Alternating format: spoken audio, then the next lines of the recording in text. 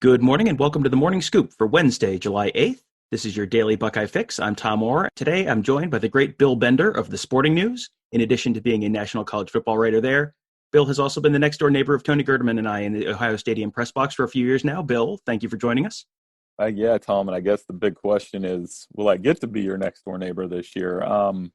I know it's been a long, depressing thing that we've gone through, but there are some signs to me. I think one of the things that I always get, and you see, I know we both see this on social media, is that there's this notion that writers aren't rooting for the season to happen. I think we're just all being pragmatic and realistic about what might happen over the next couple months because of course I want to sit next to you and gird in the press box and swear at my computer and be on deadline and all of those things. But there are a lot of hurdles for us to get there.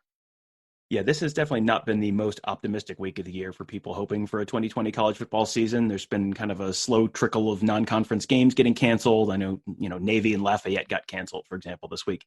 But today, the Ivy League is expected to announce its plans for a season. That's supposed to happen sometime later today. There are reports that they may be looking at moving all of their fall sports, including football, to the spring. There are still a lot of other options on the table for the Big Ten and other FBS conferences. Maybe a later start date, a shorter schedule. Bill, what are you expecting to hear today from the Ivy League? What are you expecting from other conferences based on your conversations with folks around the nation? Well, it'd either be one of two things. They either move it to the spring or they cancel.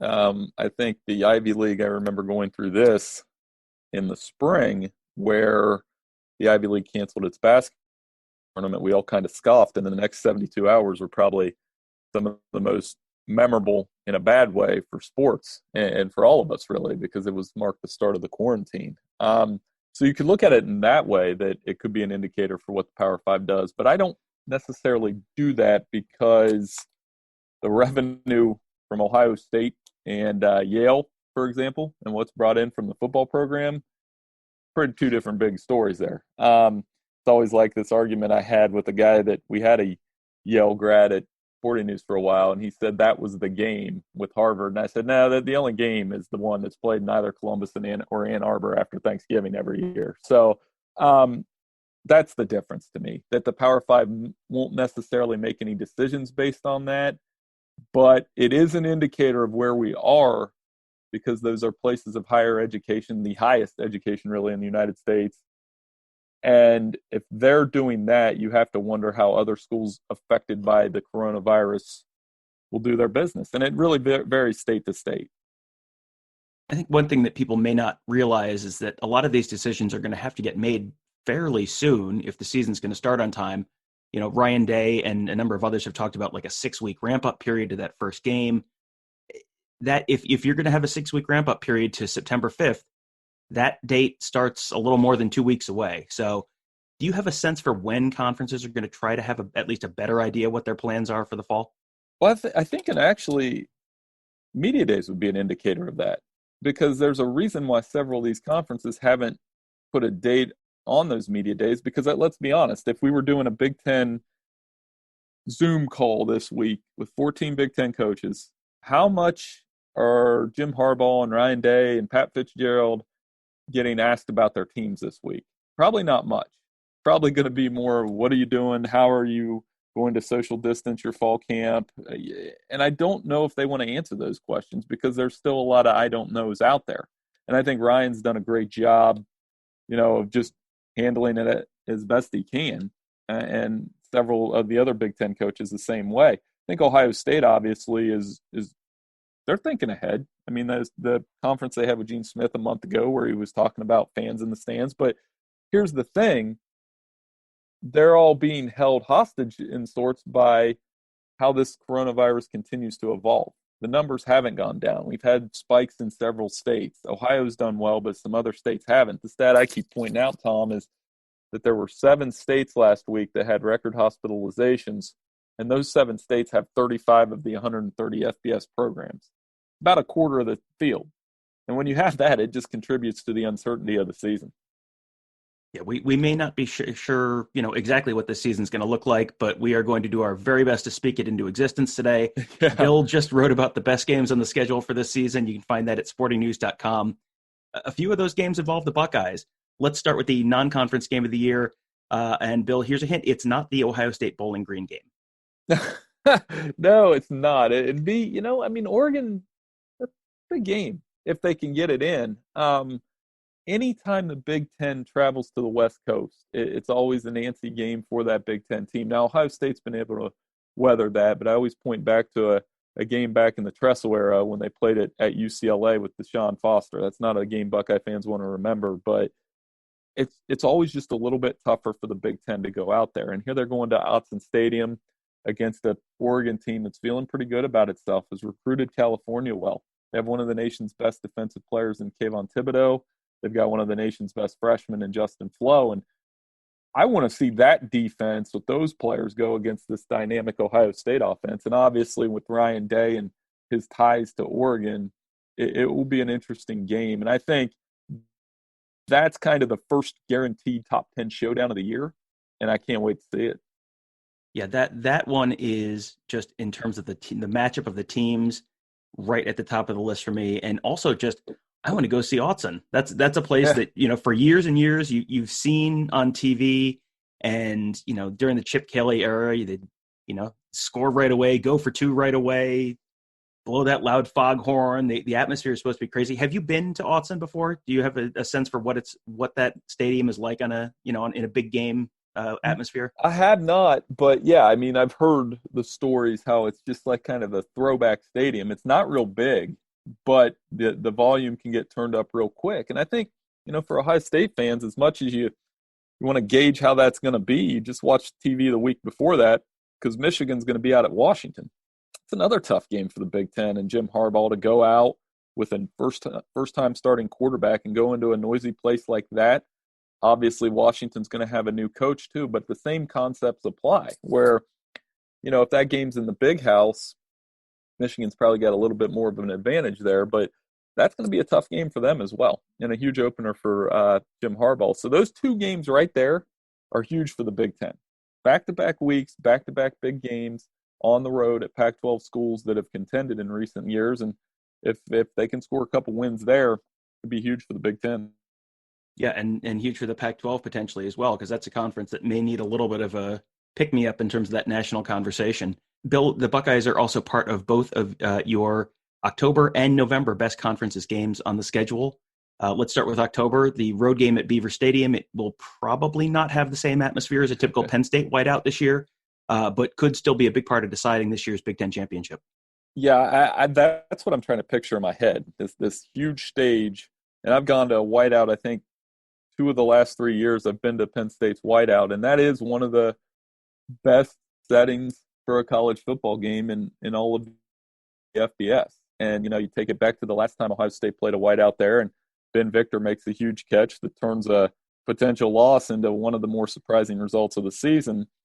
And without fans, it just won't be the same.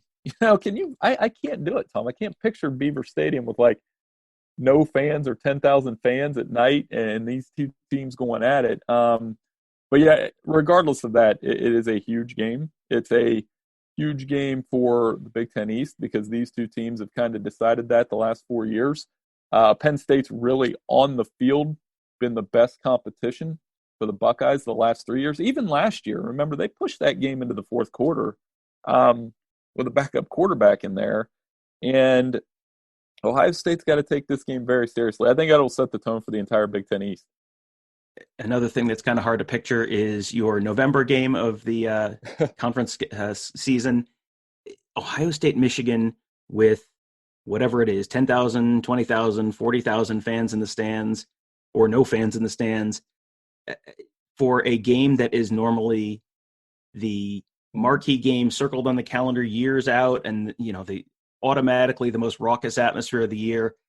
That's going to be real weird to be in that stadium and have either not much crowd noise or no crowd noise, or something very, very different from a typical Ohio State Michigan game. Yeah, and I'm just picturing it from my own vantage point. I think the last time I was there, in 18, and Ohio State wins big, obviously, and I'm trying to get to because I always take, when we go down on the field with 5 minutes left, I always take the wrong way to get to that tunnel to get to the press conference. I got run over by 100 students that were storming the field.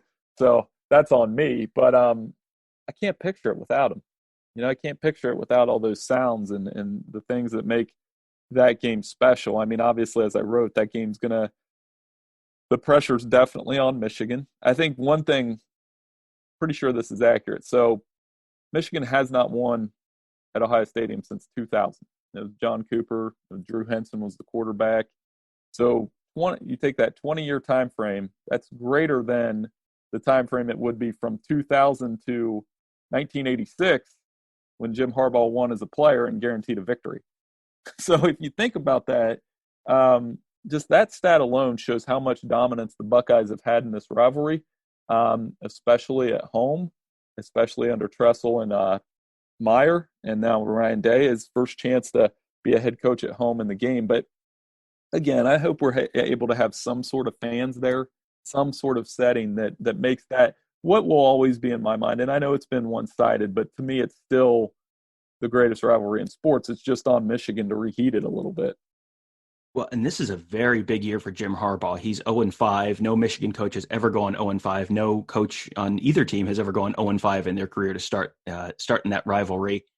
If he's 0-6, right now his contract expires after the 2021 season. That's something that people have talked about, but I don't know if they're talking about it enough because that's real weird for a major college coach to have a contract expiring that close to now and not having been renewed, because that can have impact in recruiting and all of that. Is this a make or break year for Jim Harbaugh up there, that, if you don't do it, or, that it's not going to happen? Or is, maybe the weird season kind of can negate that or excuse that a little bit? Like, what is your view on him? And is this like a make or break year for him? Does he have to beat Ohio State this year?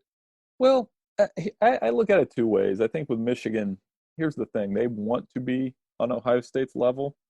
I know he scoffed at the questions about the talent gap, but to me, the talent gap exists in this way, that if you look at last year's game, who were the best players on the field? Chase Young, Jeff Okudah, J.K. Dobbins, Justin Fields. Those are guys that are going to be drafted, well, with the exception of Dobbins, who was still drafted high as a running back. The other guys are drafted within the first half hour of the NFL draft. Young and Okudah last year, and I'm sure Justin Fields this year. Who does Michigan roster that's going to be drafted in the first half hour of the draft? I mean, they had a lot of guys drafted last year, but they were all day 3 guys. So I think for them, they've got to push to be, have enough recruiting to get those studs that they can hang with Ohio State. But I think Michigan takes the brunt for what is a company-wide program in the Big Ten that nobody really has caught Ohio State. And I say it that I throw out there quite a bit. Since Urban Meyer took over, Michigan, Wisconsin, and Penn State, probably the next best tier, they're combined 1-22 against Ohio State. Wisconsin hasn't beat Ohio State since that game with Terrell Pryor in Madtown, where Wisconsin had J.J. Watt, ran the opening kickoff back. Penn State's only win since Urban Meyer's been there was the blocked field goal by Grant Haley. So I think Michigan is closer to Wisconsin and Penn State. I think they're all about even. And that's Michigan's problem. They shouldn't be even with Penn State and Wisconsin. They should be closer to Ohio State. And that's on Jim fixed. And I think I wouldn't say just this year, but the next 2 years will go a long way to see if they can actually close that gap, which has gotten bigger. Now, before we let you go, I want to touch real quickly on your pick for the game of the year. I thought that was an interesting one. If the season is played as scheduled, it could basically be a play-in game for the playoff. Yeah, I mean, you're talking to a 12-year Catholic school kid, too, so I fall for this trap every time. So Notre Dame will play Clemson on November 7th. It'll be 4 days after the first set of college football playoff rankings will be released. And if I look at the schedule and see it how I see it, Clemson will probably be undefeated. There's a decent chance Notre Dame could be undefeated if they beat Wisconsin at Lambeau Field earlier in the year.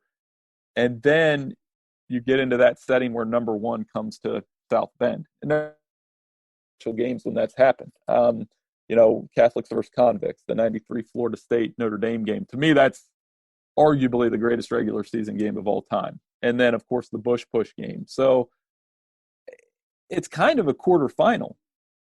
because you look at the team that wins that's going to have a huge piece of college football playoff capital, and the loser probably going to have the rest of their schedule questioned if they lose that game. And remember, Notre Dame doesn't have a conference title game. So I just see that as being potential for the game of the year.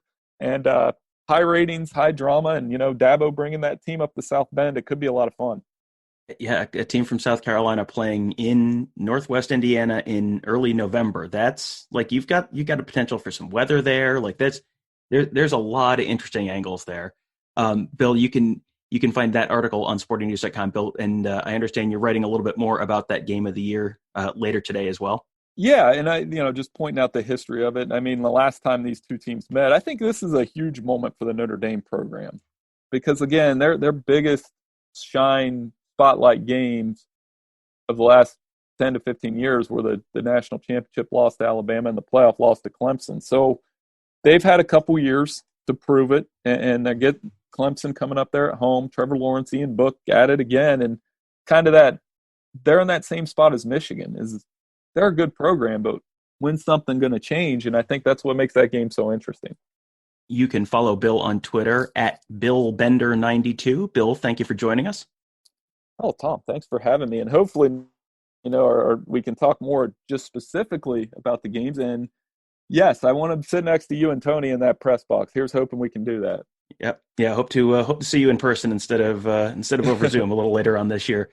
So thanks for joining us. Make sure you check out all the great podcasts from the Buckeye Scoop Podcast Network. You can find those on Apple Podcasts or your podcast platform of choice. Just search Buckeye Scoop to find all of those. Make sure you subscribe there and leave us a rating and review as well. Thank you for listening. Have a great Wednesday, and we will talk to you tomorrow.